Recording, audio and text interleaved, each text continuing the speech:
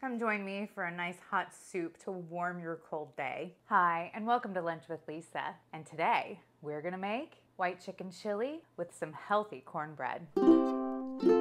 It's Lunch with Lisa.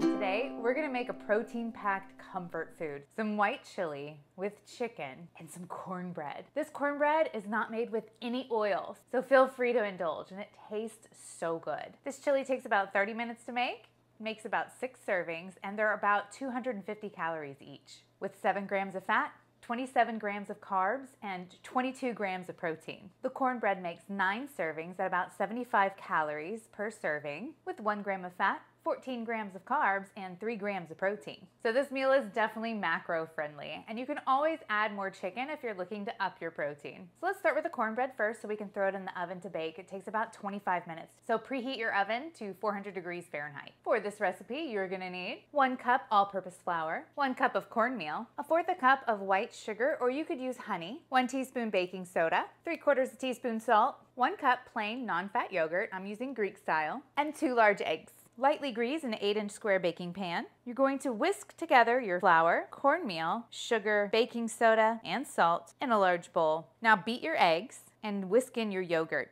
and dump that into your flour mixture until combined, but don't overmix. If you'd like, add some creamed corn to your cornbread to give it a corny texture. Now pour your batter into your prepared pan and stick it in the oven until the center springs back when lightly pressed, about 20 to 25 minutes. For the white chili with chicken, you're going to need 1 tablespoon of oil, 1 medium onion chopped, a couple jalapeno peppers, totally optional, some minced garlic, 4 cups of chicken broth, 2 cans of Great Northern beans, some parsley, couple limes, ground cumin, cornstarch, about 1/4 cup of cold water, and 2 cups or 250 grams of cooked chicken shredded or cubed. For garnish, you want to have around some cilantro, some red onion, some extra limes and jalapenos. In a large saucepan, you're going to heat oil, or you could heat some water if you're using a non-stick ceramic pan, over medium heat. Add your chopped onion, and if desired, you can add your jalapeno pepper. Cook and stir until it's tender, about 3 to 5 minutes. Then add your garlic,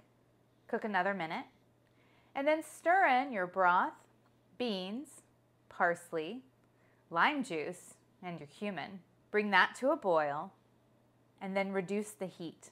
Cover and simmer for another 10 minutes. Stir this guy occasionally. You don't want any burn bits on the bottom. Next, in a small bowl, you're going to combine your cornstarch and your water until it's smooth. Then gradually stir this into your chili. This is going to thicken up your broth. Bring it to a boil, cook and stir until it's thickened, about 1 to 2 minutes. Then add the chicken and heat through. If desired, serve with your toppings and lime wedges. You could also freeze your cooled soup in a freezer container. To use that, you partially thaw your soup in the refrigerator overnight, and then you heat it through the next day in a saucepan or the microwave. You can add extra broth if necessary. That was probably the easiest chili I've ever made, and I hope it tastes really good. It does need some salt, but it's packed full of flavor. So you can always add salt later, but it's hard to take it away if you add too much, right? So let's see what adding some salt will do. Oh yes, the salt makes a huge difference. Definitely add some salt. Those jalapenos give it a nice kick. And check out this cornbread. So simple. Definitely a little more cakey than typical cornbread. Definitely a little bit more gummy. Different texture. Definitely not your normal cornbread texture, so some of you may not like this. I was seeing that on the reviews of the recipe I looked up on All Recipes, and a lot of people were just totally off-put by the texture, but some people love this, and it's pretty good. I like adding the corn. That gave it a real corny flavor. But for not having any fat, it's pretty dang good.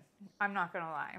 I'm gonna eat this. And this whisk, y'all, is so cool. I found this on Amazon, and I'll leave the link below. You can also find it in my Amazon store, of course.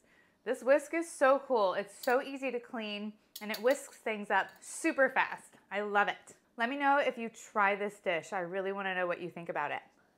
And if you like what you see and you want to see more, hit that subscribe button. And if you want to help support me and keep this channel going, you can do it 3 ways. Go click on any Amazon link and shop on Amazon in the next 24 hours, and I might receive a small commission. Or you can buy me a coffee at coffee.com/lunchwithlisa. Or you could become a patron and join all these lovely people.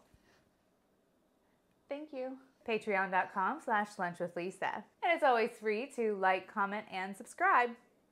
And I'll see you in my next video. Go watch it now. It's Lunch with Lisa.